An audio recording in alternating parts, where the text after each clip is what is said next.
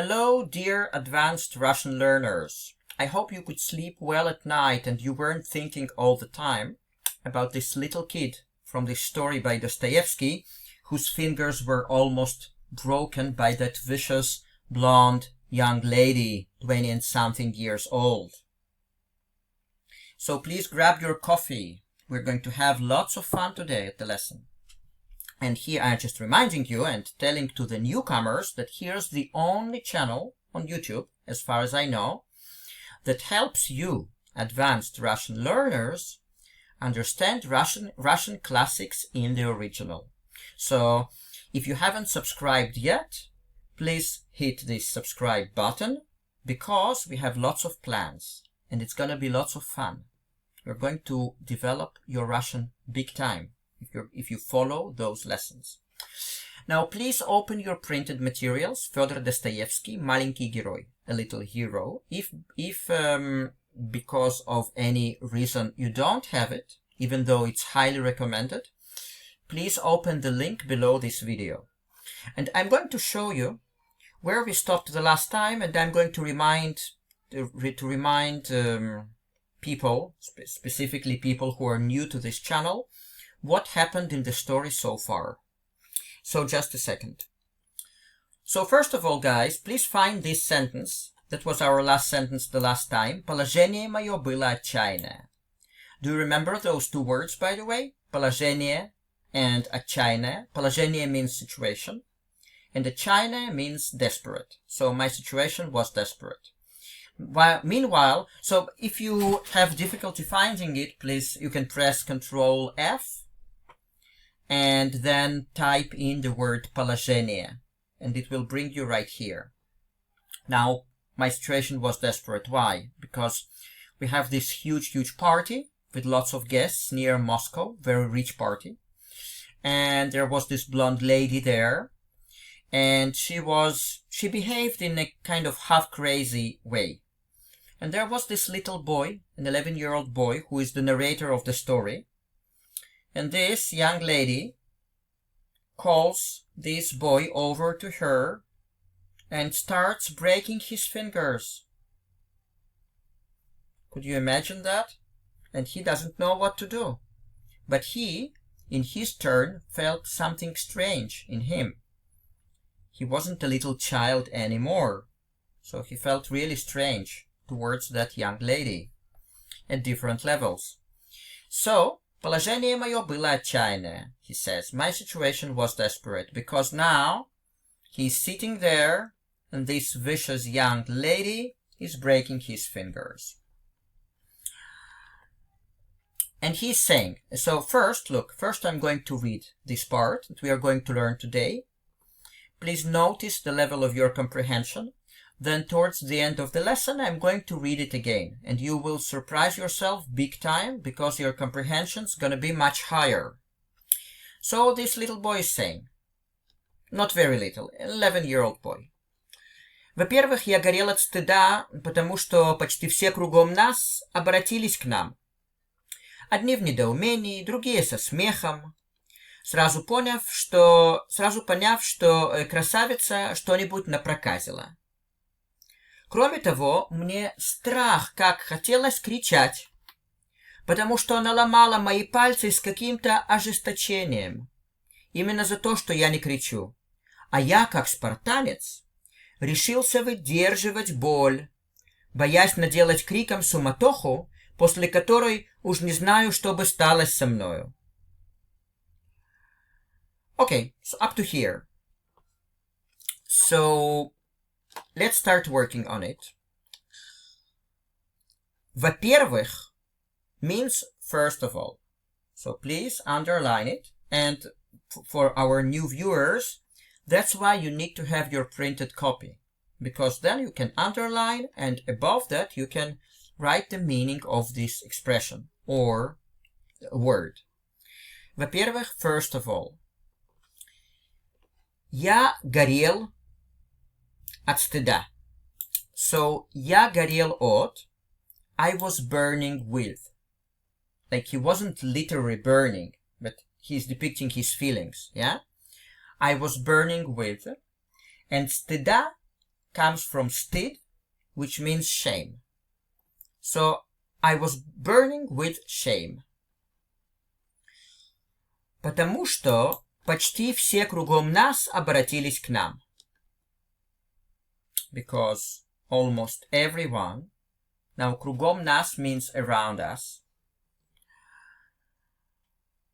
Обратились к нам. Обратились means turned around. So, обратились к нам would be turned around to us or towards us. So, again, я горел от стыда. I was burning with shame. Потому что почти все кругом нас обратились к нам. Because almost everyone around us turned around to us. Одни в недоумении, другие со смехом. Now, when you have this pattern in Russian, одни, та-да-та, другие, та-да-та, it means some in a particular state, and others, другие, in another state. So, in this case, одни в недоумении, so some, do you remember, I think we had this word, недоумение, previously. It means bewilderment or puzzle, like puzzled. So, в недоумении means being puzzled or in bewilderment. So, одни в недоумении, so some in bewilderment. Другие со смехом, so others with laughter. Yeah, because смех means laughter. Сразу поняв, что красавица что-нибудь напроказила. Сразу means right away. Поняв comes from понимать, which means to comprehend, to understand, to realize. So сразу поняв would mean realizing right away. Because сразу means right away, поняв means realizing. Realizing right away, что красавица что-нибудь напроказила. Напроказила, it comes from напроказить, and it means to play tricks or to play pranks. So to do something mischievous. So realizing right away that the young beauty played some pranks or did something mischievous. Now again. Во-первых, я горел от стыда, потому что почти все кругом нас обратились к нам, одни в недоумении, другие со смехом, сразу поняв, что красавица что-нибудь напроказила. First of all, I was burning with shame, because almost everyone around us turned around to us, some in bewilderment, others with laughter, realizing right away that the beauty did something mischievous. Кроме того, мне страх как хотелось кричать, потому что она ломала мои пальцы с каким-то ожесточением, именно за то, что я не кричу. Let's clarify it up to here. Кроме того means in addition to that.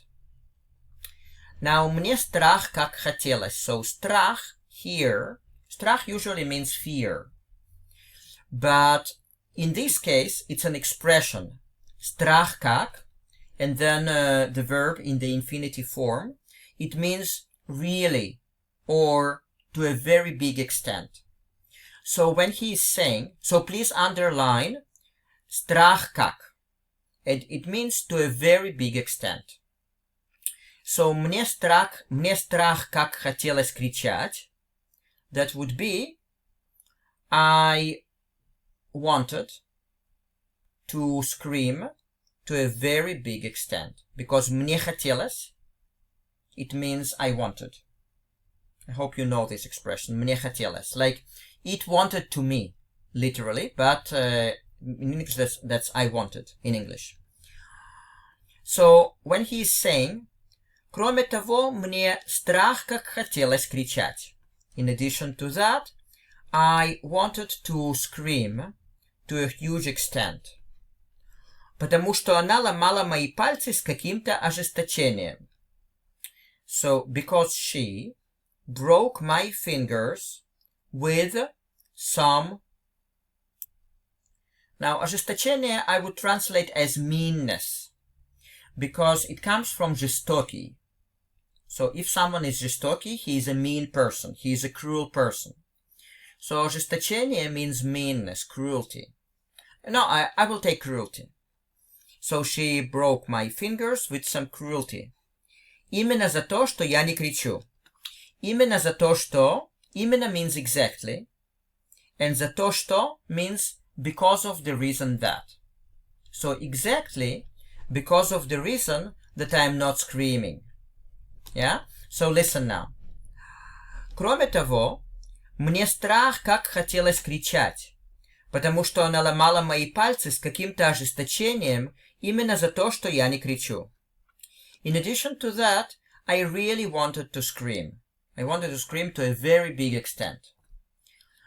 Because she broke my fingers with certain meanness or certain cruelty, exactly because of the fact that I am not screaming. А я, как спартанец, решился выдерживать боль. А means while. And решился, in this case, I would translate as was determined. Решился. So it might also mean decided, but I think was determined suits here better. So решился, you can underline, was determined. Выдерживать means to bear. To bear something, in this case, выдерживать боль, to bear the pain, because боль means pain. Боясь наделать криком суматоху. So, боясь comes from бояться. What is бояться? It means to be afraid of, to have fear. So, боясь means being afraid. Being afraid. Наделать means do. It's the same as делать. Наделать means делать. Криком comes from крик, by the scream. Суматоха means commotion. So суматоха, commotion. So he is saying, а я, как спартанец, решился выдерживать боль, боясь наделать криком суматоху. While I, as a Spartan, was determined to bear the pain, fearing, do commotion, like in English we would say create commotion, by screaming. Yeah? So, наделать, you can underline the word and write down create. It fits here better than do. So, creating with the scream, the commotion. После которой я уж не знаю, что бы сталось со мною. After which, после которой, right? After which. Уж не знаю, so уж, basically it just strengthens the emotion. So you can skip it in the translation. После которой уж не знаю, что бы сталось со мною. Сталось is the obsolete word for случилось. So, что бы сталось со мною, what would happen to me? Because случилось means happen. So now look how it works together. I will read this whole sentence to you, and please follow me and keep your attention focused.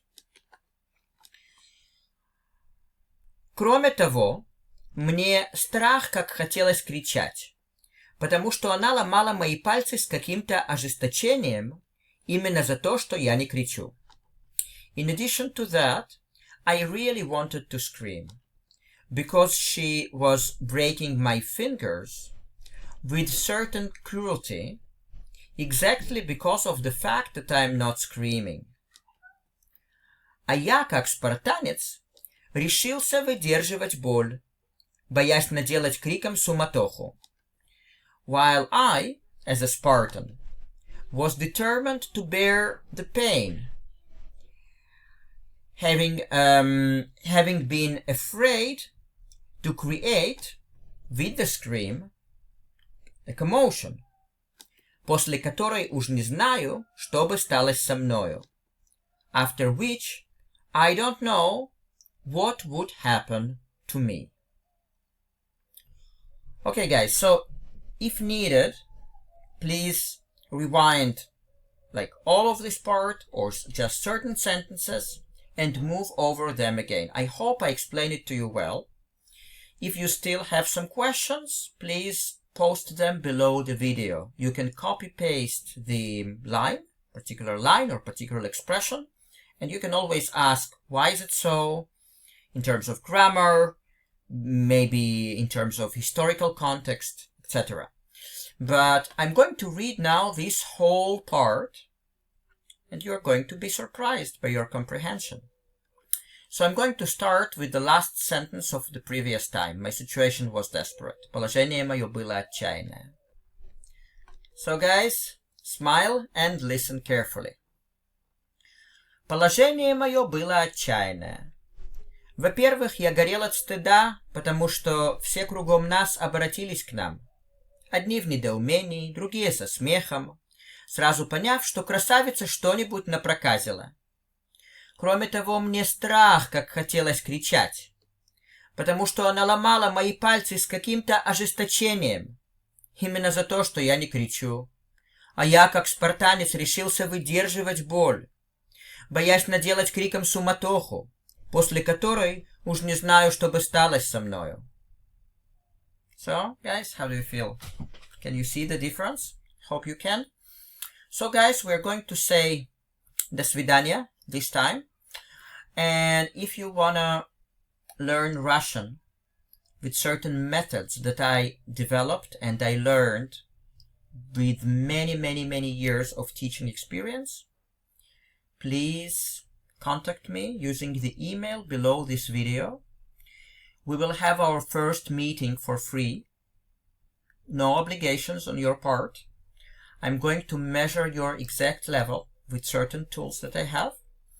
And I'm going to make some recommendations for you in terms of techniques and in terms of the suitable materials for you. And it will also allow me to see, if we continue working together, how I can help you the best way. So do not hesitate. It puts no obligations on your part. You can always contact me and we can arrange this Zoom meeting. Thank you guys, and I will see you at the next lesson. Ciao, ciao.